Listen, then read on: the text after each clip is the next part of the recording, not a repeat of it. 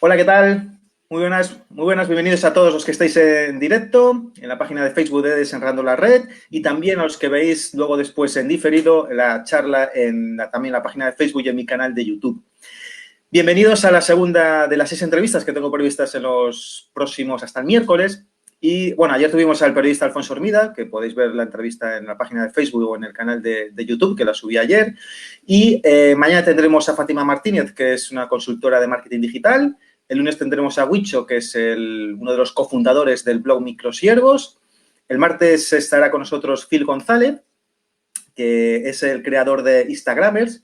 Y cerraremos esta serie de charlas con la periodista Carmela Ríos, que bueno, fue corresponsal de Televisión Española y también fue responsable de redes sociales del Mundo. Y fue una de las primeras personas que vio un poquito el potencial del móvil para poder retransmitir eventos y se cogió en 2011 su móvil y retransmitió todo como fue el 15M. Así que, bueno, yo creo que tiene muchas historias que contarnos y, bueno, será un buen colofón para esta esta semana, para la sexta charla.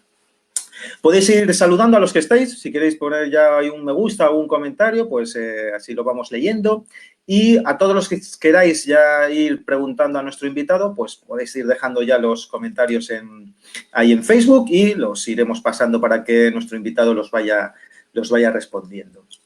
Y bueno, sin más, vamos con el invitado de hoy. Él es un pionero de los blogs y es un histórico de la blogosfera.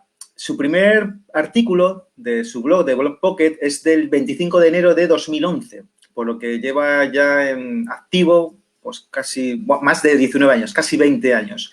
En 2010 recibió el premio honorífico Bitácoras, que, bueno, para los que no encontráis mucho de esto, es como recibir el Oscar a la trayectoria, así que la verdad que tiene una trayectoria tremenda. Él dice que siempre que su objetivo es evangelizar el mundo de los blogs, que todo el mundo sepa de las bondades y del buen uso de los blogs.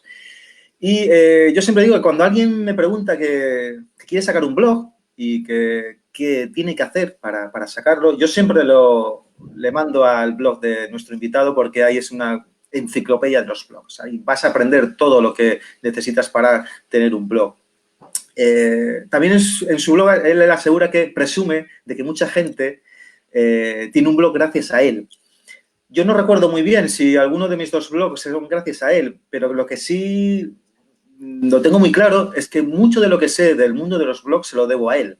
Entonces, es una forma también de agradecerle todo todo su buen hacer.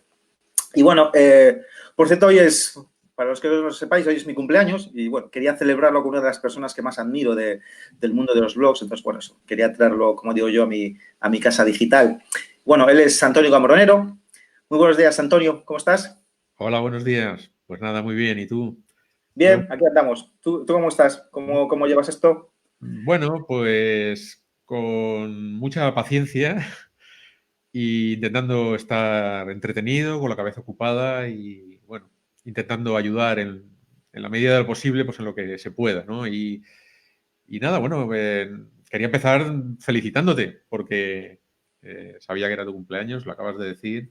Muchas felicidades. No sabemos si computa o no computa tu No, cumpleaños en este estado. no computa, no computa. Para el año que viene. Y también agradecer y agradecerte, ¿no?, la invitación para estar aquí en esta serie de programas que estás haciendo. Y nada, y saludar a tus radioescuchas y televidentes. Mm, ok. Pues quedan escuchados. Quedan Saludados. exactamente. Bueno, contigo podemos hablar de muchas cosas. Si quieres, hablamos un poquito de blogs, hablamos un poco de redes sociales, hablamos un poco de YouTube, hablamos un poco de tu libro y bueno, de lo que vaya saliendo. Lo primero es, ¿cómo surge? ¿Cómo surge el nombre de Blog Pocket? Porque, bueno, es un clásico. El año que viene, hace 20 años, uno de los blogs clásicos de la blogosfera española, de la blogosfera hispana. ¿Cómo surge Blog Pocket y cómo surge su nombre también? Bueno, pues es una historia que sucedió, como tú habías dicho, como has dicho al principio, hace casi ya 20 años, ¿no? En 2001.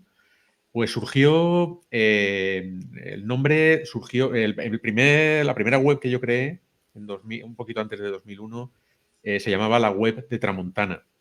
Y era una web, bueno, en la que yo hacía lo que estaba investigando, ¿no? Cómo se hacía una web, HTML y todo eso. Y nada, entonces yo estaba participando en un foro que llevaba o moderaba un escritor que se llama Ramón Buenaventura.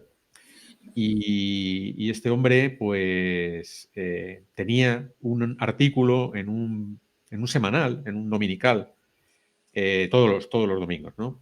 Todas las semanas. Y yo lo leía, porque claro, como era el moderador del grupo en el que yo participaba, en ese foro, ¿no?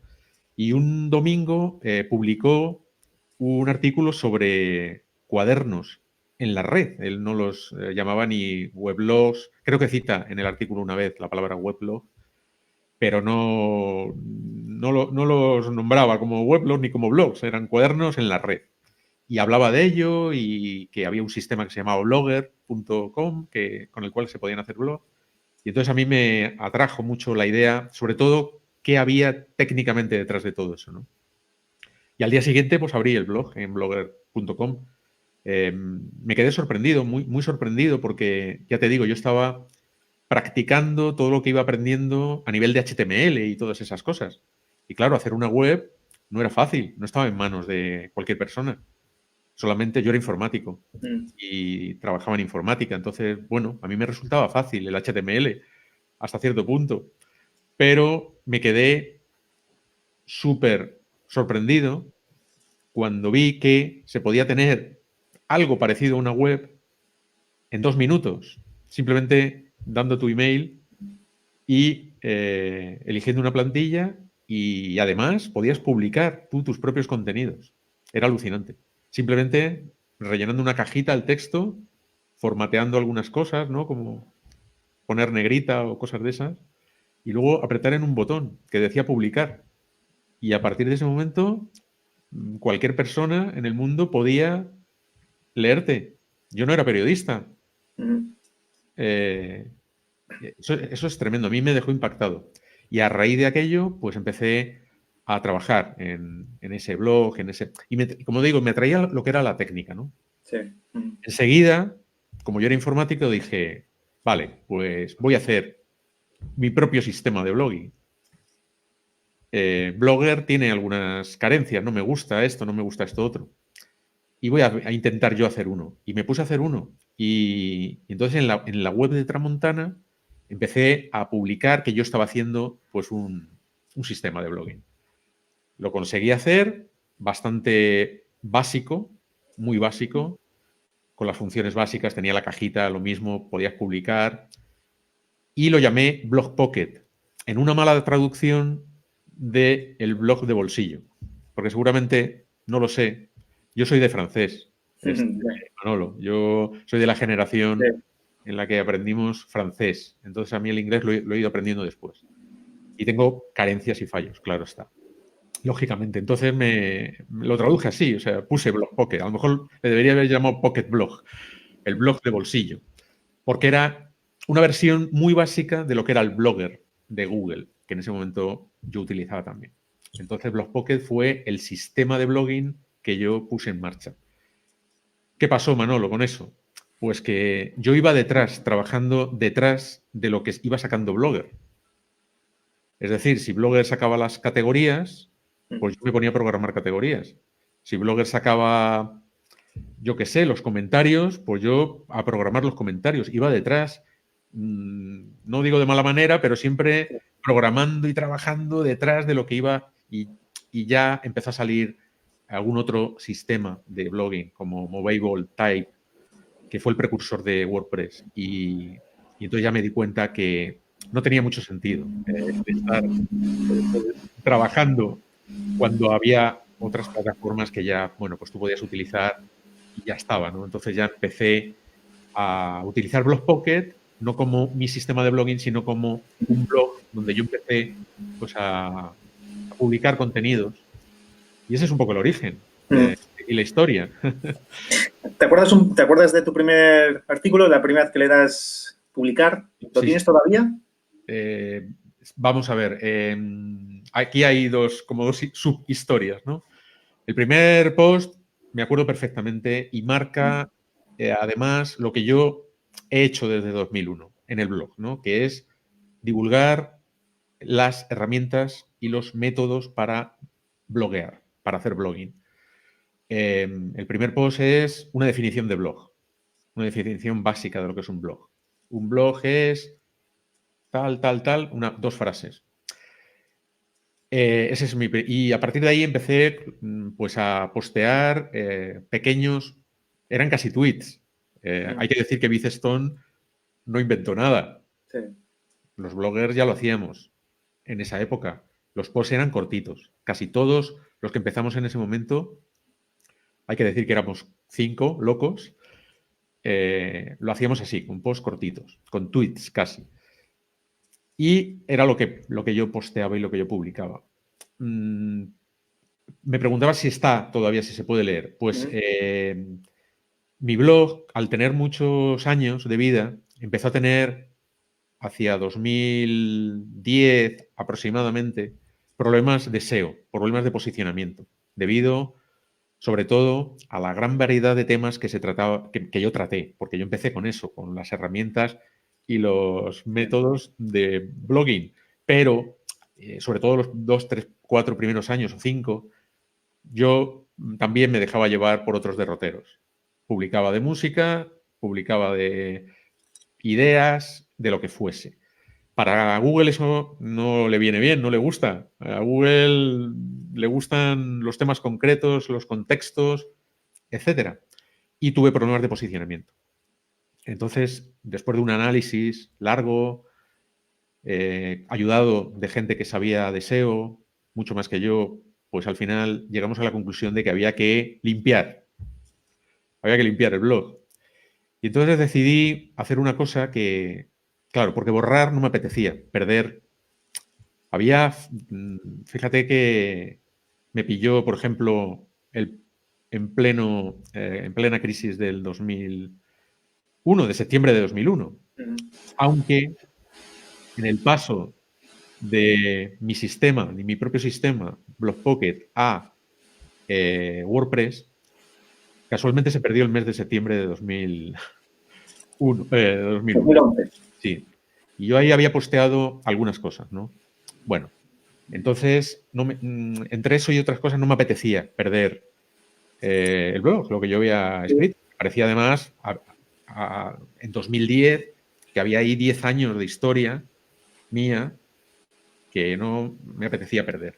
Entonces decidí pasarlo a otra web desde 2001 a 2012. El archivo de Blogpocket, archivoblogpocket.com. Ahí han estado todos los posts desde el 25 de enero de 2001 hasta 2012. Y luego ya en blogpocket.com de 2013 hasta la actualidad. Esa web, claro, mantener dos webs es doble trabajo. No solamente de mantenimiento, sino también pues de posicionamiento, SEO, etcétera. Mantener dos webs es doble esfuerzo, lógicamente. Entonces el año pasado decidí borrar archivoblogpocket.com y pasar todos los años, cada uno de ellos, a un PDF y colgarlo en blogpocket.com. Entonces, si en blogpocket.com vas o buscas en la cajita archivo, bueno, está también enlazado arriba como archivo Blogpocket.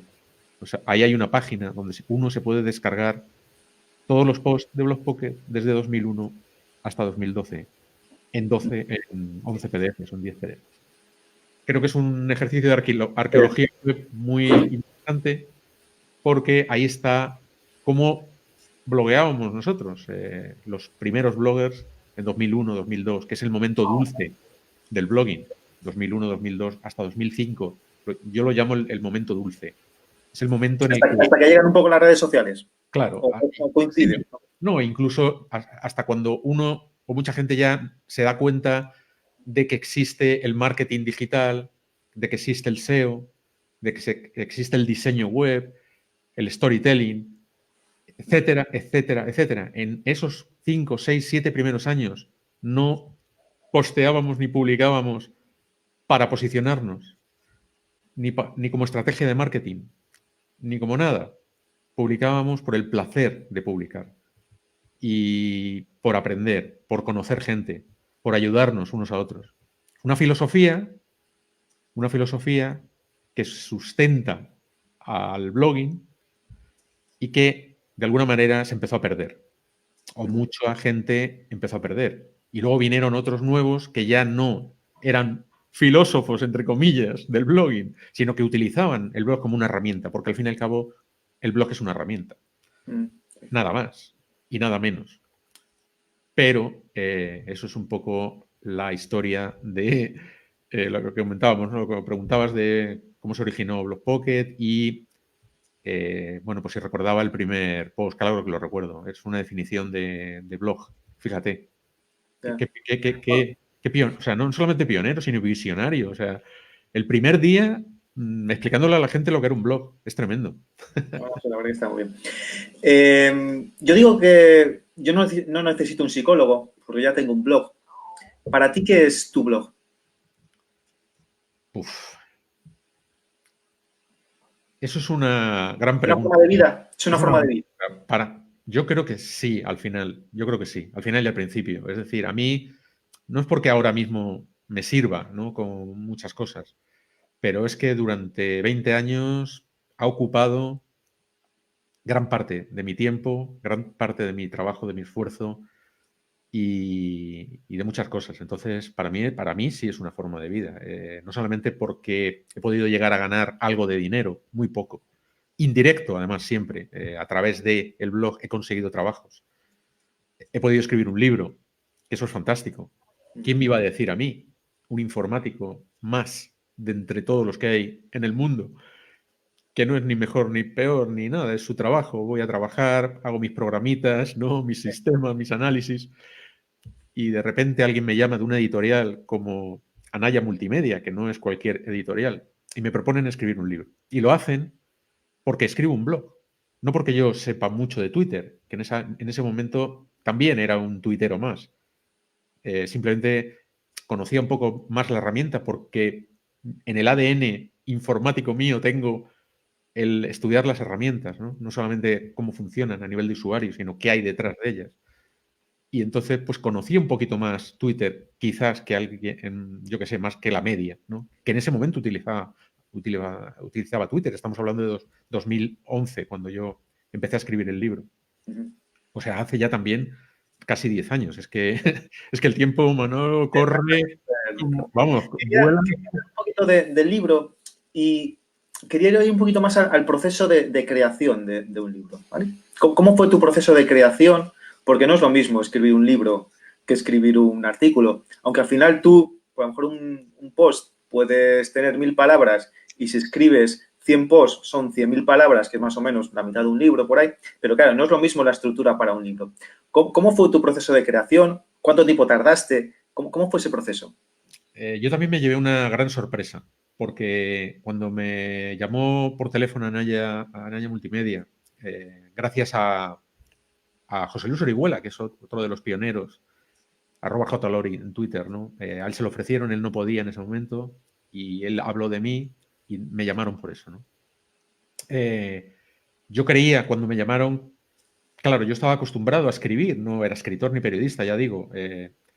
Para mí, el periodismo no tiene nada que ver con el blogging. José Luis Orihuela lo dice, y lo ha dicho en algún libro. El, el blogging no es periodismo. Y si lo es por otra cosa. Igual que el marketing digital, etcétera, etcétera, ¿no? Blogging es blogging. Nada más que eso. Es poder escribir públicamente. Cualquier persona lo puede hacer. Una persona corriente. No tiene que ser periodista, no tiene que ser fotógrafo, ni saber de vídeos para tener un medio de publicación digital. Entonces, yo llevaba escribiendo mucho tiempo. Ya digo, empecé con tweets, luego artículos un poco más largos y ahora muy largos. Pero en aquel momento yo llevaba escribiendo, 2011, llevaba 10 años escribiendo. Y creía que, un libro, vale, me pongo y escribo. No. Ahí me di cuenta, o me empecé a dar cuenta que efectivamente un escritor de libros no es un escritor de blogs. ¿Por qué? Porque un libro es un medio diferente. Pero es que además alrededor del libro, toda la infraestructura o lo que hay alrededor de un libro, desde el editor hasta el que, yo qué sé, pega las hojas o es una industria, no sé cómo llamarlo, que también es compleja y es peculiar, tiene sus propias características. No tiene nada que ver con ponerte en tu casa a escribir tú solo. No tienes nadie que... Tengo que decir que el editor, tanto el editor como la editorial me dieron total libertad para desarrollar el libro como yo quisiera. Nunca, digamos, me dictaron ninguna norma, ¿no? Pero sí es verdad que el proceso de escritura de un libro conlleva pues, muchas cosas que a mí me sorprendieron y me llevaron a pensar que, bueno, pues estaba haciendo algo totalmente diferente. ¿Cuánto tiempo me llevó? Pues esa es una de las cosas. Es decir, la editorial no trabaja como, o sea, un blogger, si hoy no le apetece, te levantas, no te apetece publicar, pues no publicas, no pasa nada. Tienes un compromiso, eso sí, con tus lectores y con tus visitas. No puedes, si dices que vas a publicar un post cada semana, tienes que publicar un post cada semana. Te debes a tu audiencia. Sin tu audiencia, un blogger no es nada. Eso estamos de acuerdo. Eso es igual que un escritor o un periodista. Pero hay una exigencia. Tienes que terminar el libro en 3 meses. Entonces yo tardé 3 meses. En el tiempo, o sea, en un tiempo en el que no hice otra cosa nada más que escribir el libro. Viví por y para escribir el libro. Porque tenía 3 meses y no había posibilidad de prórroga. Y un libro complejo porque me propuse... fue un libro de Twitter, pero no era un libro de Twitter filosófico. Era un manual. De hecho, se llamaba así, Manual Imprescindible de Twitter. Entonces, tal como yo lo planteé y tal como me sugirieron que debería ser al principio, ¿no? Aunque luego no me dijeron, oye, haz esto otro. Pero, ¿cómo debería ser el libro? Pues un manual. Y en un manual tienes que detallar todas las funciones de Twitter, de pe a pa, con capturas de pantalla, sin que se te pase una y tratando de abarcar lo más posible y lo más profundamente posible el tema. Y eso en 3 meses pues supuso un gran esfuerzo. Al final se consiguió y además conseguí meter algo de filosofía. Es decir, pensé, vale, sí, manual, pero voy a intentar que haya algún capítulo, por ejemplo, hay un capítulo muy, muy interesante que yo lo llamé una especie de fotografía del uso de Twitter en diversos países del mundo latinoamericano. Y me puse en contacto con profesionales amigos que en ese momento trabajaban y usaban Twitter y conseguí pues la visión de Twitter en España, de Twitter en Cuba, algo que fue muy difícil de hacer porque participó una activista que se llama Joanny Sánchez, que supongo que mucha gente conocerá, que no era fácil contactar en ese momento con ella. Lo hice también a través de José Luis Orihuela, que la conocía y estaba en contacto con ella. Y Creo que hubo una época en la que tuiteaba por SMS, me parece, ¿no? Creo que exactamente. tuiteaban por SMS porque no tenían... Fue muy enriquecedor el trato con ella porque ella tenía eso, había escrito algún artículo explicando cómo se tuiteaba a ciegas, que es lo que ella llamaba, ¿no? Cómo se tuitea a ciegas. Que yo tuve que probar aquí, cuando aquí no hacía falta, pero aquí se podía hacer con SMS. Y enviabas un SMS iniciando el proceso, luego recibías una contestación, enviabas, tal. Era muy complejo, yo lo probé y con su artículo y con lo que yo probé, hicimos ese capítulo donde ella también contaba cómo se tuiteaba en Cuba en ese momento y tal. Les dejé total libertad para que lo contasen a su manera. También en Venezuela, una chica, México, mi amigo Gustavo Arizpe, otro pionero que conocía desde el principio.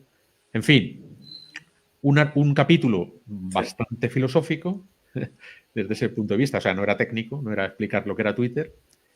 Y algún otro que había también así y tal. Conseguí meter, bueno, imprimirle un poquito también de otra visión que no fuese tan técnica. Eso fue el manual imprescindible de Twitter, un proceso que terminó pues cuando, claro, esto evoluciona muy rápido. Y las formas de ver las herramientas, las redes sociales y cómo vemos la gente las cosas, pues va cambiando. Y entonces un manual técnico ahora mismo, bueno, pues no deja de ser eso, un manual técnico que necesita muy poquita gente. Al necesitarlo muy poquita gente, pues no se vende mucho. Sí. ¿Qué se venden ahora? Yo me muevo mucho por las librerías y me gusta ir y ver qué libros hay y etcétera. Y lo que hay es libros filosóficos, lo que yo llamo filosóficos, es decir, no teóricos, así muy teóricos, pero que hablan de las cosas sin meterse en la técnica. Y hay muchos libros de Twitter que luego salieron de ese estilo. Entonces, ¿qué pasa? Pues que al final no se vende y como no se vende, pues se descataloga y ahora mismo el manual imprescindible de Twitter está descatalogado. Afortunadamente, bueno, tengo el permiso, entre comillas, de la editorial para realizar por resúmenes pues como está descatalogado y ya no se venden y ya está eso perdido, o sea, no digamos que no hay ningún problema de derechos de autor ni de nada, porque ese libro no se va a vender ya nunca más, ni va a salir, no hay ediciones, no hay nada. Entonces yo, con mi lista de correo, pues saco de vez en cuando versiones reducidas del manual imprescindible de Twitter, adaptadas al nuevo mundo en el que nos movemos ahora, en el que no se necesita conocer tanta técnica, sino, bueno, pues saber un poquito más a nivel global las cosas. Hay que pensar que ahora lo que se lleva es TikTok, Stories, escanear las cosas. Eso es lo que la gente quiere. Entonces, no quiere leerse capturas de pantalla de Twitter aquí. En eso cualquier niño pequeño sabe hacerlo sin estudiar ningún manual. Con lo cual, eso hay que tenerlo en cuenta y hay que moverse en este mundo. ¿Queréis saber un poquito tu proceso de creación de los artículos del blog? ¿Cómo es un poquito el proceso de creación? Por ejemplo, ¿tienes ya, antes de ponerte a escribir, tienes el titular ya escrito? Yo, por ejemplo, yo trabajo en un periódico. Hay muchos periodistas que escriben el texto y después escriben el titular. Yo soy de los que primero escribo el titular y a partir de ahí, porque creo que es como si fuese la rama de la que estoy agarrado y a partir de ahí cuento todo lo que quiero contar. ¿Cómo es un poquito tu proceso? Aparte de si pones antes el titular, tienes ya pensado el titular o no, el proceso de creación de tus artículos, un artículo básico que puedas tener. Es muy diferente como publico ahora que como publicaba hace tiempo, ¿no? Hace más años. 20 años, insisto, son muchos años. Y más en Internet. Es decir, es que un año de Internet no es un año normal, humano. Vale, entonces, bueno, no es lo mismo. Eso para empezar. ¿Cómo lo hago ahora? Pues ahora estoy inmerso junto con Alberto Gómez, @almermoiré en Twitter, en una empresa que nos hemos propuesto, que es divulgar cómo se crea una web fácilmente. Porque a pesar de que el mundo de las herramientas pues, se ha simplificado mucho, sí es verdad que todavía crear una web para mucha gente es muy complicado. Sí. Creemos que una web es el centro y el corazón de la actividad online, no las redes sociales. Es al revés. Las redes sociales deben girar alrededor de tu web, que es tu casa. Como dijo el gran lloriento, Alfonso Alcántara, sin una web eres como un sin techo digital, todo el día tirado en las redes sociales. Eso es fantástica, esa definición. La hizo hace mucho tiempo, hace 10 años o más. Y creemos que la web es lo más importante y que las redes sociales, insisto, deben girar alrededor de ella. Entonces, estamos inmersos en un proceso de crear un método y lo hemos conseguido. Lo llamamos el método Blogpocket porque surgió un poco en Blogpocket, pero él ha participado también, ¿no? El método Blogpocket, para crear una web, sigue o tiene una infraestructura como una especie de pilares que sostienen a los principios que vas a conseguir con ello. Los principios son básicamente la seguridad, la rapidez de carga. Es muy importante que las webs tarden muy poco en cargar, las páginas de una web, mejor dicho, menos de 3 segundos, aconseja Google. Rapidez, seguridad, la optimización para móviles, que va un poco asociada a la rapidez o al rendimiento. La preparación para el SEO, que aunque nuestra visión del SEO es que no nos obsesionemos con el SEO, que hagamos un SEO humano, y que no nos dejemos llevar por lo que quiere Google del todo, ¿no? Pero bueno, preparar para el SEO implica que la web esté, por lo menos, lista para que se pueda posicionar si alguien quiere hacerlo, ¿no? Y luego la legalidad. Hoy día una web tiene que cumplir algunas leyes, como por ejemplo la del Reglamento General de Protección de Datos. Hay que cuidar la privacidad de los usuarios, hay que ser hay que obsesionarse con eso, sí, más que con el SEO, ¿no? La web tiene que ser legal. Hay que bloquear las cookies, por ejemplo, antes de que el usuario exprese su consentimiento, etcétera, etcétera, que muy poquita gente lo hace. En fin, también esa web es ecológica. Eso es un concepto que tampoco oímos muy a menudo. Si las páginas tardan muy poquito en cargar, la web es ecológica, porque usa menos recursos para mostrarse en pantalla. En estos tiempos que corren, eso es muy importante. Entonces, estamos inmersos en ese trabajo. Vale, esto es un pequeño rollo que te he contado, para introducir el cómo se publica ahora. Pues nosotros no nos planteamos, como antes, publicar contenidos sin más, es decir, aleatorios. Hoy voy a publicar algo de redes sociales, hoy voy a publicar algo de WordPress, hoy voy a publicar de este tema o tal. No, nosotros lo que estamos haciendo es, en una especie de laboratorio, trabajar sobre esto, para tener este método bien compacto, bien construido, y que podamos ofrecérselo a la gente. El objetivo es que la gente pueda construir una web fácilmente sin tener conocimientos técnicos, o muy poquitos conocimientos técnicos. Una web de WordPress, me refiero, de wordpress.org, ¿vale? Sí. La plataforma que creemos que es la que más posibilidades te puede dar, aunque uno puede bloguear y hacer blogging sin wordpress.org, con otras herramientas mucho más sencillitas.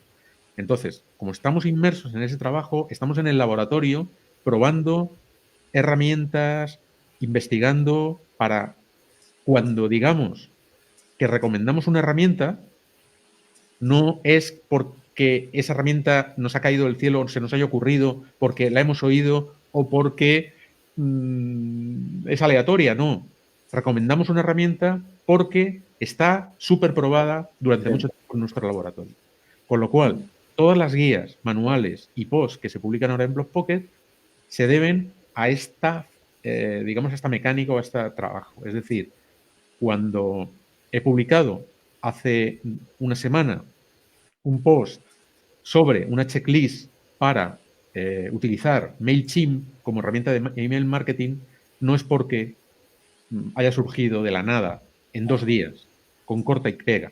Que es, bueno, otra opción de cómo lo hace la gente y es perfectamente tan válida como la que hacemos ahora, ¿no? Nosotros, la que se hace en Blogpocket. No digo que esté mejor ni peor.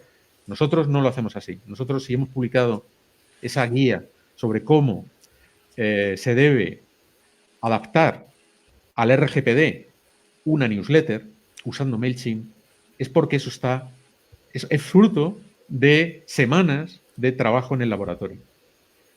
Así es como surgen los posts. Por lo tanto, sí es verdad que no tiene mucho sentido ya lo del título o no el título, que empezamos antes o tal, sino que nos planteamos, a ver, una checklist para la gente, porque como hay más información, hay otras guías en Blogpocket hablando del tema, la checklist está orientada a eso, a que resuma, recoja información de Blogpocket que ya existía, pero ordenada para que alguien pueda decir, a ver, punto 1, tengo que hacer esto, 2, 3, y enlazando a guías de Blogpocket, donde uno va siguiendo la guía, la checklist, y puede ir como si fuese una especie de libro. No tiene sentido ya como el título, ni siquiera el posicionamiento ni el SEO. Da igual, el título va a tener la palabra MailChimp, email marketing seguramente, y en base a eso introduciremos para que la densidad de la palabra clave sea la adecuada e intentamos posicionar. Pero no nos preocupa si no se posiciona. No estamos ahí ya. Después de 20 años, no sé si un post se posiciona mejor o peor. El que quiera sabe dónde está blogpocket.com y no hemos recorrido este camino de 20 años para luchar contra Google y contra otras personas que estén intentando posicionar lo mismo. No. Entonces, te iba a preguntar, esa no es la línea. Nuestra línea, perdona, es blogpocket.com está ahí y el que quiera que entre y el que no. Entonces, supongo que, por lo que me estás contando, no te preocupa en exceso. El último año, todos los blogs de marketing, todos, el mío, cada uno en su parte, ha tenido un bajón de visitas, algunos de la mitad, pero así, la mitad, 50, pero de los grandes, los que pasan del millón se han quedado en 800.000, 600.000, todos hemos bajado, cada uno en su proporción. Supongo entonces, tal como estás contando tu filosofía de cómo quieres que sea tu blog, las visitas sí que son importantes, pero ya no es el objetivo fundamental que buscas. No es lo más importante. Hay muchos factores en un blog, en una web, que son importantes, pero no son lo más importante. Uno es el diseño, por ejemplo. No nos importa que el blog sea más feo o más bonito. Hemos llegado a la conclusión, trabajando en ese laboratorio durante años y después de una experiencia de 20 años, que da igual si pones una foto, 2 fotos, si la foto tiene más calidad o menos, si pones un slider o no lo pones. Hay mucha gente que está obsesionada con los sliders. Yo con Alberto hablo mucho de esto y nos reímos. Porque yo soy anti-slider.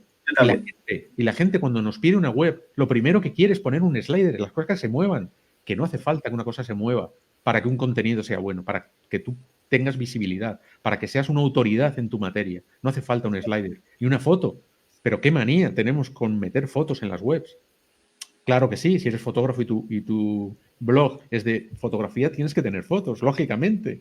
Pero normalmente para un blog normal, una web normal, sí, pon tus fotos. Yo en Blogpocket pongo la foto destacada, etcétera. La imagen, la ilustración, lo uso, claro que sí, pero no te obsesiones. Y lo mismo pasa con el SEO. Entonces no es mi prioridad, ni el SEO, ni el diseño, ni el storytelling. Son muy importantes las historias. Contar historias para llegar a la gente es muy importante.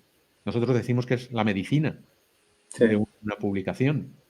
Las vitaminas.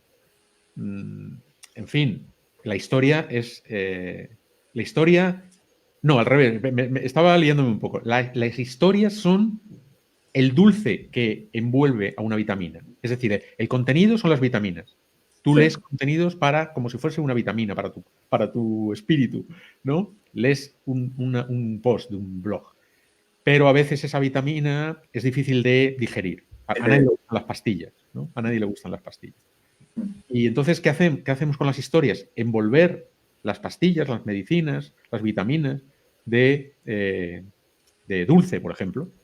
Yo pongo siempre el ejemplo de que tenemos, esto es la historia y aquí le ponemos esto es el contenido, aquí le ponemos la historia, el dulce, para que la gente intente comer eso y luego después al final se quede con lo que es el contenido, que es lo que es de verdad. Vamos a pasar con una pregunta que tenemos de Carmen Grimaldi. Es un poquito de lo que estábamos hablando antes. Tampoco dice, yo estoy de acuerdo, pero en estas nuevas generaciones parece que lo hace diferente, ¿verdad? Hay futuro para las webs, para los blogs, los nuevos influencers no tienen web. ¿Qué piensas sobre ese tema? Tiene una pregunta también, sí, yo desde que empecé hace 10 años decían que los blogs estaban muertos. Yo sigo viendo que tienen futuro y sobre todo porque con el cambio que está viendo en las redes sociales, que cada vez van a estar para que tus contenidos aparezcan a más gente, vas a tener que pasar por caja, eso lo tenemos muy claro, y en cualquier momento, ahora nadie piensa, pero posiblemente a lo mejor en 5, 6, 8 años Facebook a lo mejor no existe o existe otra cosa parecida. Entonces, no sé cómo veis un poquito eso, que la gente, creo que lo has dicho antes, el centro tiene que ser un blog o una página web. Pero bueno, ¿cómo ves tú este tema? Yo creo que, como tú decías, a lo largo de 20 años a los blogs les ha intentado matar cada año. Siempre hemos amanecido un nuevo año oyendo que los blogs, ¿qué van a ser este año? ¿Están muertos? ¿No están muertos? Pero no hablamos ya solamente de blogs. Yo creo que no. El blog va a seguir y la web por la misma razón que estaba diciendo antes. Es decir, tu web es tu casa y si pensamos que es tu casa, pues no puedes vivir en un sitio que no sea tu casa. Las redes sociales no son tu casa. Por mucho que nos empeñemos y por mucho que haya evolucionado el mundo de Internet, de manera que ahora los influencers, los jóvenes, etcétera, como queramos llamarlos, se use digamos, Internet de otra manera. Es verdad que hay esa tendencia, TikTok, Stories, etcétera, están muy bien, se le puede sacar partido incluso a nivel de estrategias de marketing, sí es verdad, cada uno tiene que ver qué es lo que le viene bien a él en cuanto a sus estrategias, pero lo cierto es que no son tu casa. Pongámonos como nos pongamos. Sí, no, Cualquier día el dueño de Facebook se le ocurre irse a las Bahamas a descansar, cierra Facebook, cierra Instagram, cierra WhatsApp y nos quedamos sí. sin redes sociales. Bueno, vendrían otras seguramente, pero tu web es tu casa. Es tu casa y ahí puedes hacer lo que quieras, organizarlo como quieras, vender, divulgar, promocionar, etcétera. Entonces, desde ese punto de vista, yo creo que la web no va a morir nunca y los blogs tampoco, porque son un medio en los cuales tú en tu casa puedes publicar como quieras tus contenidos, organizarlo como te dé la gana y publicar lo que quieras. Con lo cual... Sobre todo porque yo siempre lo digo, ¿dónde está el tuit que publicaste hace 10 días? Lo tienes ahí perdido. ¿Dónde tienes el artículo que publicaste en tu blog hace un año? Pues vas a buscarlo y lo tienes ahí. ¿Vale? Siempre está ahí. Tu tuit de hace 10 días ya está muerto. Ya nadie lo va a ver, no va a tener ningún... Sí. Hay algo asociado con esto que estás diciendo y es la serendipia. Yo siempre digo que leer fuentes de información en redes sociales es una serendipia. Es aleatorio. Si alguien se fía, si tú quieres seguir lo que publica la gente en sus blogs a través de redes sociales, pues te vas a perder algo, siempre. Algo te vas a perder porque el algoritmo no te presenta la información de forma ordenada y por mucho que tú quieras organizarlo mediante listas o momentos o lo que quieras, es muy complicado. Y lo que tú dices tienes toda la razón. Es decir, con un blog, una web, puedes organizar la información cronológicamente y de una manera por categorías, por temas, etcétera, mucho más fácil. Y no hablemos ya de una tecnología que está medio olvidada, que es el RSS. Sí. Con lo cual, un RSS, no sé por qué, porque es la mejor tecnología que ha inventado el hombre después de la cerveza sin alcohol. Entonces, ¿por qué no usamos el RSS? ¿Por qué no entramos en Feedly, que es una herramienta maravillosa, gratuita, en la cual puedes organizar? ¿Por qué no lo seguimos haciendo? Se sigue utilizando, sí es verdad, pero la gente... Sí. Yo sigo yo sigo la información en Twitter, en Facebook. Un gran error, Sí. pienso yo. No, yo creo que siempre hay que tener el control. Tú tienes que tener el control de las herramientas. Y tú tienes el control de las herramientas cuando utilizas el blog sobre las redes sociales. Tú tienes el control de tus fuentes de información con Feedly en vez de tenerlo con tus redes sociales. Tú tienes ahí el control. Lo importante es tener tú el control. Que nadie te esté diciendo, te voy a decir esto o te voy a decir lo otro. No, tú tienes el control y yo consumo lo que yo quiero, porque para eso yo tengo el control. Es muy importante, sobre todo para que si no posiblemente vamos a siempre a ver las mismas cosas que nosotros queremos o leer lo que nosotros queremos, pero bueno. Sí, no, es verdad. Totalmente lo que está diciendo Carmen Grimaldi es cierto totalmente. Bueno, tú lo estabas diciendo ahora también, pierdes el control en las redes, es una serendipia. Sí. Están muy bien, tampoco podemos decir que una red social esté mal, Twitter, Instagram, etcétera. Yo disfruto mucho, digamos, usando Instagram como se empezó a utilizar al principio, o su propósito inicial, que era simplemente pues, publicar fotos. Yo con esa idea disfruto mucho todavía. Hago una foto, le pongo un filtro, si quiero o no, y la publico para que alguien la vea y me comente. Eso es genial. En Instagram fue, vamos, el que tuvo la idea, habría que darle el premio Nobel. Sí. Pero luego se ha desvirtuado un poco esa idea original. También es bueno utilizar Instagram como estrategia de marketing y si le sacas partido también. Pero sí es verdad que no tienes el control. Eso es cierto. Vamos a avanzar un poquito. Sobre todo, creo que al principio de tener tu blog sí que tenías publicidad. Creo que tenía Google Ads. En estos momentos, si no me equivoco, no lo tienes. Sobre todo,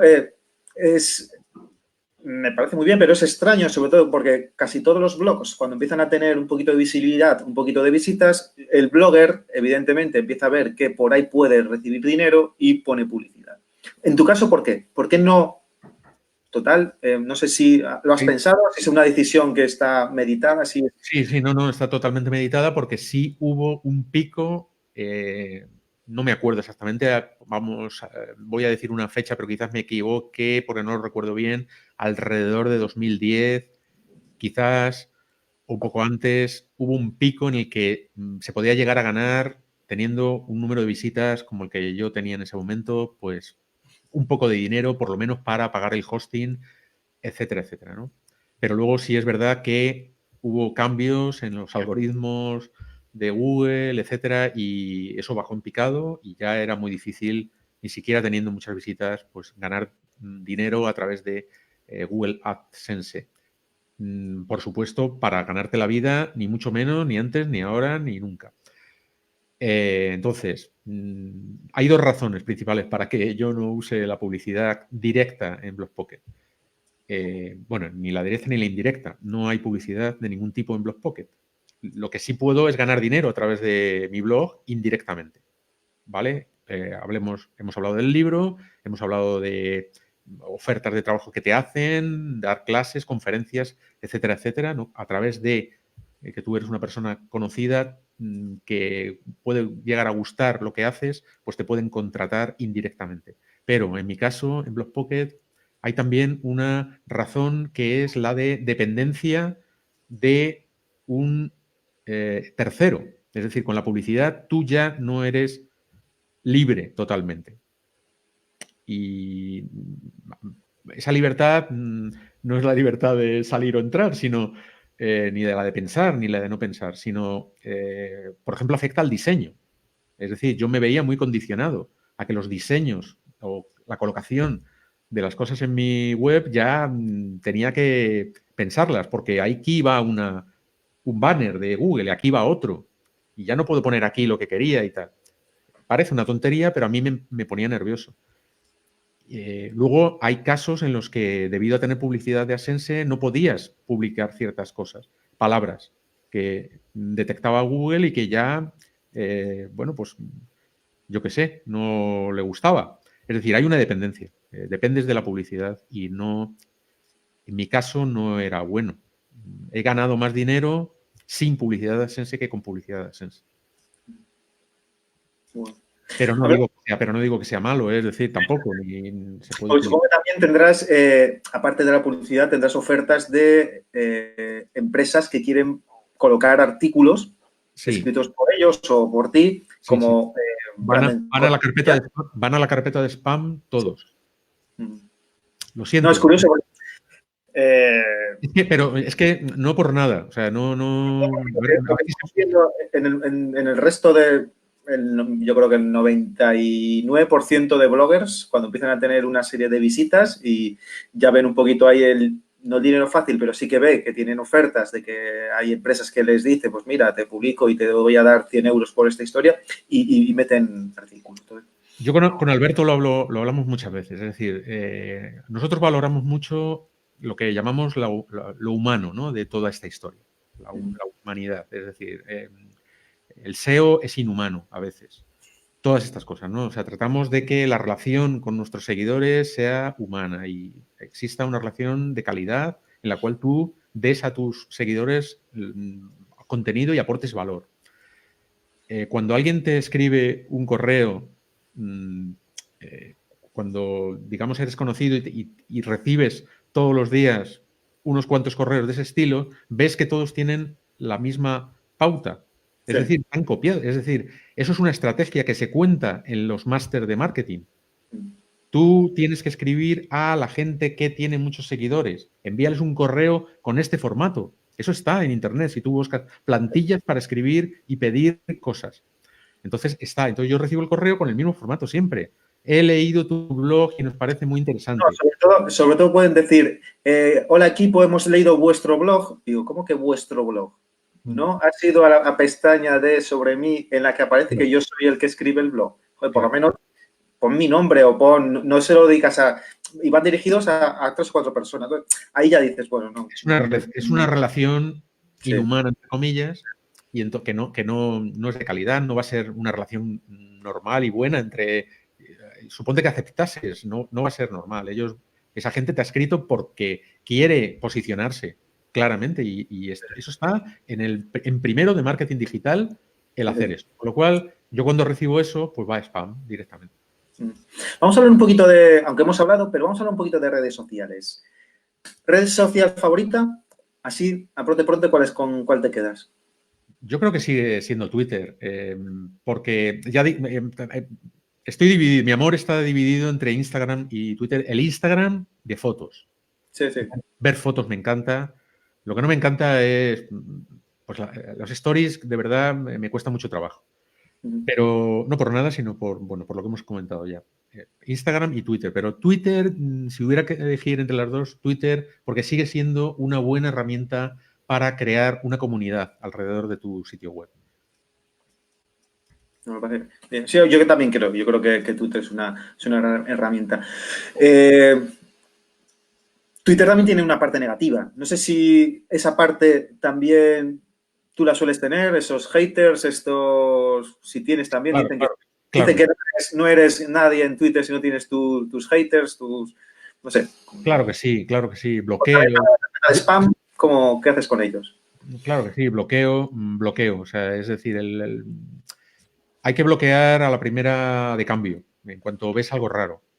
No es conveniente dar de comer al troll, por supuesto, ni nada de eso. A los haters tampoco. Y hay que intentar no transmitir ni retuitear ni bulos ni nada. Uno de los trabajos que también estamos haciendo en ese laboratorio que te comentaba antes era un poco intentar buscar algunas herramientas eficaces para detección de bulos y noticias falsas, que es un gran problema más que a los haters. A los haters, a los trolls, se les bloquea y ya está. Para mí, el gran problema ahora de Twitter y de muchas redes sociales es las noticias falsas y los bulos que están o pueden hacer mucho daño en crisis como esta. Y la gente que los difunde, muchas veces por desconocimiento, tú te llega algo por WhatsApp y si desconoces cómo funciona Internet y que hay este tipo de problema, pues lo vas a reenviar y entonces vas a reenviar un bulo, vas a hacer daño sin querer. Pero es que hay gente que lo está haciendo queriendo. Entonces, es un problema grave el que tenemos ahí. Para mí es el mayor, más que el de los trolls o el de los haters. Un poquito también, como bloggers, ¿vale? No le estamos dando quizás demasiada importancia a las redes sociales para difundir nuestros contenidos como bloggers, cuando después el retorno que nos está llegando de redes sociales cada vez es menor, ínfimo, y sí que sabemos que por lo menos a través de Google sí que nos llegan más visitas. Yo no sé si, sobre todo en esta idea de que, bien, las redes sociales están bien, pero el retorno no sé si es proporcional al esfuerzo que ponemos para alimentar nuestras redes sociales. Después las visitas. Yo cada vez tengo menos visitas de redes sociales. Cada vez la gente lee menos y lee mucho menos tiempo. No es el mismo, no tiene la misma calidad la gente que te viene por redes sociales que, por ejemplo, los que te vienen por tu correo. Cuando mandas un correo a tus seguidores. Los que te vienen en redes sociales posiblemente van a estar 10 segundos y no te van a leer más páginas. Entonces, no sé si como estamos sobrevalorando las redes sociales, como que sí, que están bien, pero después lo que recibimos no es tanto como para ese trabajo que estamos ahí para publicar en redes sociales. No sé cómo ves este tema. Sí, estoy de acuerdo contigo. Con las redes sociales ha pasado un poco lo mismo que con la publicidad. Hubo un momento en el que promocionar tus contenidos en redes sociales, en Twitter, en Instagram, etcétera, en Facebook, pues te llevaba a tráfico y, por ejemplo, lo que me pasó era cuando se hacían los estudios o de analíticas, pues veías que la mayor parte del tráfico venía de Twitter y si eras insistente y eras pesado, puedes conseguir mucho tráfico. Ahora eres pesado, eres insistente, pero no surge efecto y está ese problema debido, no sé si a los algoritmos que se usan en las redes sociales o a qué, pero es verdad que no se obtiene ningún beneficio casi, aunque existen también mecanismos o herramientas como pueden ser, el otro día lo hablábamos en Noches de Login, pues los Twitter chats, por ejemplo, mecanismos que tú puedes utilizar en Twitter para que, más que recibir tráfico, lo que hagas es crear una comunidad, ¿no? Que te conozcan un poco más, aunque esa gente que te conoce a lo mejor ya no va a hacer clic en tus artículos, ¿no? Pero te conocen, nos está pasando ahora con Noches de Blogging, estamos notando que hay más interacción en Twitter, aunque, bueno, en Blogpocket no sigue sin venir el tráfico, es decir, pero la gente nos empieza a conocer más, sí hemos notado un aumento en suscriptores de YouTube, porque quizás ahora en esta época la gente necesita más, ¿no? El entretenerse o el aprender, pero sí es verdad lo que dices, es decir, no, las redes sociales ahora no son la fuente principal de tráfico. Bueno, Antonio, vamos a ir casi terminando, que llevamos 55 minutos, pero bueno, me quedan nada, 3, 4 preguntas. Y bueno, una de ellas es, bueno, ¿cuáles 5 blogs que recomendarías? 3, 4, 5 blogs de estos que tienes en tu Feedly, que casi todas las mañanas le vas a echar un vistazo. ¿Cuáles son un poquito esas fuentes de información? O 3, 4, 5, sobre el mundo de los blogs, ¿vale? ¿Qué tienes? Tengo 2 o 3 referentes en inglés. Y así los españoles no se me enfadan. Porque podría decir el tuyo, Desenredando en la Red, es un buen blog. Podría decir el de José Luis Orihuela, que es un pionero. A Alberto Gómez, mi compañero, también. Pero claro, sois amigos todos. Entonces no va a quedar bien. Entonces, de los que no sean amigos, hay muy buenos blogs en España. Pero yo creo que ahora mismo tengo 3 referencias, te voy a decir. Uno es Joe Casabona. Joe Casabona, joecasabona.com. Es un blogger maravilloso que tiene una filosofía muy parecida a la que tenemos en Blogpocket y es recomendable. Con una newsletter fantástica en la que puedes aprender muchísimo. Otro es un viejo conocido del marketing digital, es un gurú del cual yo aprendí mucho, por sus libros se aprende mucho, que es Seth Godin. El blog es Seth Godin, no sé la URL, no la recuerdo ahora de memoria. Creo que es sethgodin.com, me parece. Yo creo que, o si la gente busca, lo Seth Godin es muy recomendable. Yo se lo recomiendo a toda la gente que empieza, porque es tan peculiar el blog que no sigue las reglas de un blog normal. No tiene comentarios. ¿Qué pasa con eso? A mí me dijeron que me dieron el toque porque no tenía comentarios en uno de los artículos. Dije, bueno, pues tú dile, pues tú contestas, pues el mayor gurú del marketing digital, reconocido en todo el mundo, no tiene comentarios en su blog y sigue viviendo y es feliz todos los días. No tiene dolor de cabeza, no le importa. ¿Por qué? Porque la interacción la hace de otra manera. Pero cuidado. Y, en fin, ahora creo que sí está hecho en WordPress, pero hasta hace poco tiempo tampoco estaba hecho en WordPress. Cuidado, atención. ¿Qué pasa? Un blog muy peculiar y muy interesante. Y luego hay otro blog que también me gusta mucho y otra persona que también es otro gurú, que es Neil Patel, que tiene guías, tutoriales, hasta tuvo una versión en español que duró tiempo de su blog, que es fantástico y con el cual puedes aprender todo. Es una biblioteca. Si Blogpocket es una blogopedia, la de Neil Patel también y mucho más, porque habla de más temas de los que hablo yo, ¿no? Que yo estoy muy ahora ceñido a WordPress o a crear una web. Va también más la idea de marketing digital en general. Para mí son casi los 3 que tengo en Feedly prioritarios. Hay que decir que en Feedly, una recomendación tip, si me permites, doy un tip así rápido, y es que en Feedly tengas el mínimo número de gente posible o de entes posibles que trates de reducir, porque si no te convierte también en un caos. Sí, si no es como Twitter. Sí, es el mismo concepto. Claro, si es capaz de reducir, digamos, tus fuentes a 10, por ejemplo, pues, pues ya está. Entonces yo...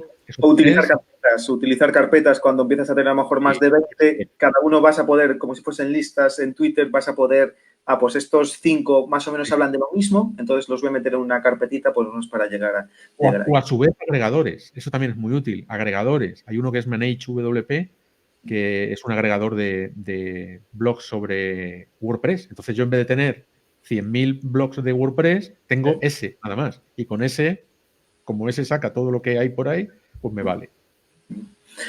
¿Tienes preparado algo para el próximo año? ¿Para el 20º aniversario? ¿Alguna fiesta? Pues tenía en mente hacer una especie de celebración física. es decir, hacer alguna especie de...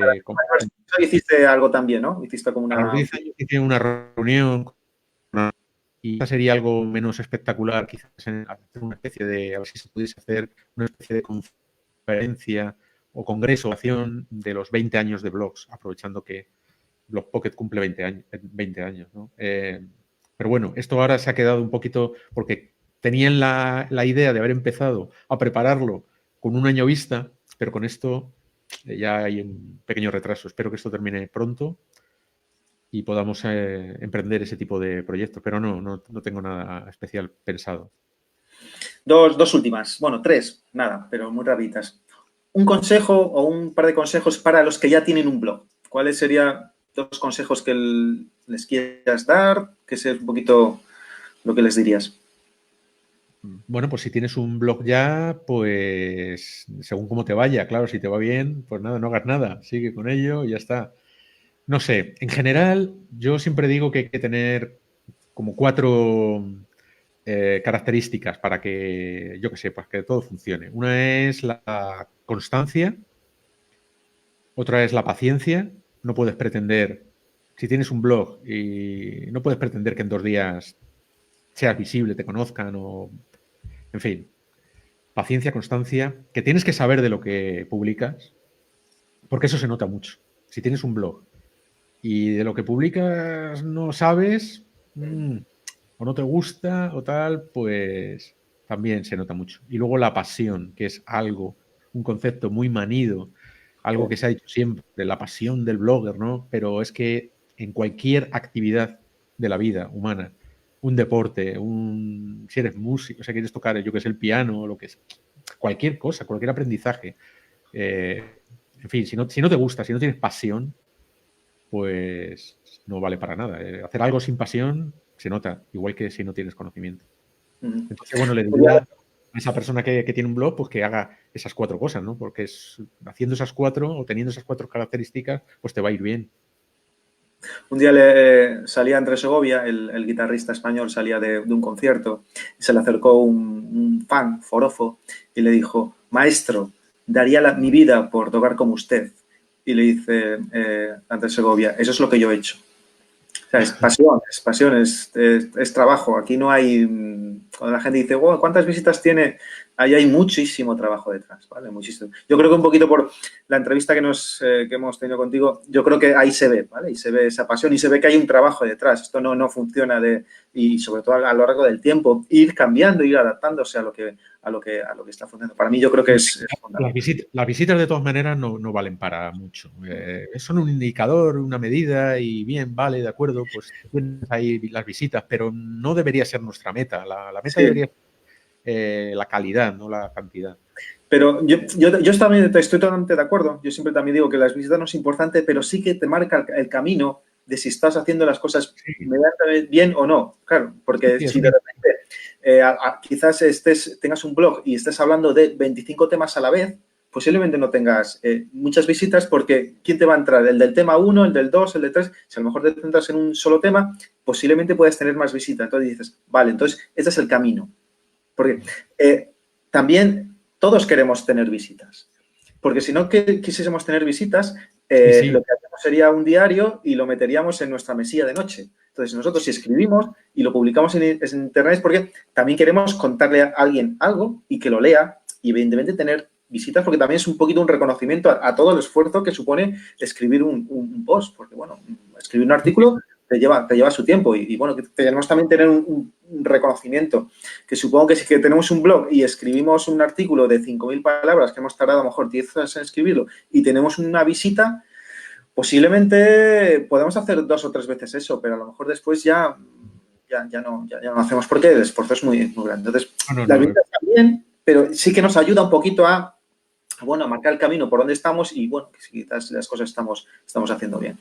Y, bueno, llevamos ya 1 minuto, 1 hora y 5, última pregunta. Y, bueno, es con la que termino todas las entrevistas. ¿Cómo te ves dentro de 5 años? ¿Cómo te gustaría ser o cómo te ves? ¿Cómo ves Blog Pocket? ¿Cómo te ves? Dentro de 5 años, pues yo me gustaría seguir haciendo lo que hago, que me siga gustando. dijimos al principio que era, bueno, mi vida ha sido el blog, ha ocupado gran parte de mi vida y durante muchas horas, todos los días, siempre dedicado a, pues, a trabajar, a investigar, a publicar, etcétera. Y me gustaría seguir. ¿Cómo me veo? Pues con un Blogpocket que imagino que no será mucho mejor ni peor que el de ahora. Quizás, hablando de visitas, pues tenga unas pocas más, probablemente. Si me gustaría que tenga más éxito, yo me conformo de verdad, soy sincero, creo que esté como ahora, con el ritmo que tenemos ahora. Y por supuesto, pues a lo mejor evoluciona, porque si la tecnología y el mundo digital evoluciona, pues a lo mejor tenemos que adaptarnos, porque sí ha habido una adaptación desde 2001, lógicamente, hasta hoy. De hecho, ahora mismo estamos usando algo que en 2001 no existía. Aquí y lo que hacemos ahora todos los días en Noches de Blogging no lo hacía en 2001. Es probable que dentro de 5 años, al ritmo que va esto, si ahora no hay un bajón, porque cuidado, que el mundo al que nos vamos a enfrentar cuando salgamos de esto no va a ser el mismo, a lo mejor sí, pero no lo sabemos, pero pues si hay otra tecnología, pues a lo mejor ha evolucionado. Yo qué sé si me comunicaré contigo, con los seguidores, pues yo qué sé, con un chip insertado en la piel y nos hemos convertido en transblogger como un nuevo género de humano, ¿no? Un transblogger, pues que llevemos algún mecanismo, alguna interfaz en algún sitio del cuerpo en el cual no necesite sentarme aquí delante de un ordenador y hablar contigo. A lo mejor dentro de 5 años, Manuel, estamos haciendo este programa pues con otra interfaz, totalmente Sí. diferente. Pero la pasión, las ganas, bueno, la edad Y el espíritu. la voy teniendo, Manolo. O sea, hay una edad, han pasado 20 años, claro. Bueno, pues si estoy bien, de salud, pues seguiré publicando en blogpocket.com. Ok, muy bien. Pues nada, Antonio, la verdad que ha sido un placer y sobre todo, bueno, los que somos blogueros, un poquito en esa idea también, un poquito de la que tú te inspiras, sobre todo darte las gracias, ¿vale? Necesitamos de vez en cuando, yo siempre digo que tienes que tener referentes, yo más que referentes les llamo clásicos, tanto en el mundo de los blogs o posiblemente en el periodismo, a veces cuando a lo mejor te vas por algunos sitios y tienes que volver a los clásicos que te digan esto es más o menos por donde hay que ir. Entonces, nada, sobre todo darte las gracias, ¿vale? Darte las gracias porque, bueno, a veces, aunque no haya mucha interacción, la gente está pendiente, ¿vale? Yo estoy pendiente de lo que haces y veo, digo, mira por dónde va Antonio, ¿vale? Pues posiblemente yo mi canal de YouTube lo saqué hace un año. Quizás sí o no, a lo mejor tú has tenido algo de culpa en eso, ¿vale? Dices, bueno, a ver, está ahora con YouTube, ¿vale? Pues voy a probar, a ver, si todo el mundo... Entonces, siempre, aunque a veces la gente está pendiente de lo que hacemos. Y bueno, que sepas que, bueno, que hay gente que estamos ahí pendiente de lo que haces porque siempre es importante tener gente a la que digas, que vayan un poquito por delante de ti para estar atento a lo que ellos hacen y ayer no copiarles, pero sí que te inspiren, ¿vale? Que te inspiren a hacer determinadas cosas. Y bueno, tú eres una de esas personas a las que tengo ahí para que me vaya diciendo por dónde va el camino de los blogs. Entonces, por eso, muchísimas gracias por el trabajo. Sé que es un trabajo, un esfuerzo brutal, ¿vale? Porque yo tengo 2 blogs y sé el esfuerzo que supone eso. Todos los que tengamos un blog y que escribamos asiduamente sabemos el esfuerzo que tiene eso. Entonces, por eso, sobre todo, darte las gracias por ese trabajo que me parece brutal y que sigas, ¿vale? Necesitamos tener líderes o gente que nos inspiren a seguir con nuestro trabajo y que nos vayan un poquito guiando por donde estamos. Entonces, nada, muchísimas gracias por... Pues nada, gracias a ti y por esta oportunidad de contar un poco todas estas cosas y por haberme invitado. Y nada, pues nos vemos en la blogosfera. Hay que animar a la gente a que abra un blog. Ahora es un buen momento para abrir un blog el que no lo tenga. A lo mejor tiene más tiempo o tiene oportunidad. Hay que aprovecharla. Tener un blog sirve para muchas cosas. No solamente para publicar un contenido, vas a aprender, vas a estructurar la cabeza de una determinada manera, vas a pensar, vas a reflexionar, vas a conocer gente, en fin, infinitas razones para tener un blog. Hay que animar a la gente a tener un blog. Sí. Muchas gracias, Manolo. Les animamos a que tengan un blog y que gente que no sepa cómo hacer un blog, que vayan a blogpocket.com y ahí van a no hay ningún problema. Que es como si fuese el Feedly de los blogs y ahí sí que bueno, lo van a encontrar. En Desenredando la Red también se aprende, que yo también Bueno, leo, pero y lo leo y aprendo cosas. pero no es lo mismo. Pues nada, Antonio, muchísimas gracias, de verdad. Ha sido un placer enorme y muchísimas gracias a los que habéis estado online y a los que luego lo veáis en diferido. Nos seguimos viendo en las redes sociales, nos seguimos viendo sobre todo en los blogs y nada. Cuidaros mucho y hasta la próxima, ¿de acuerdo? Un saludo, hasta luego. Un abrazo. Hasta luego.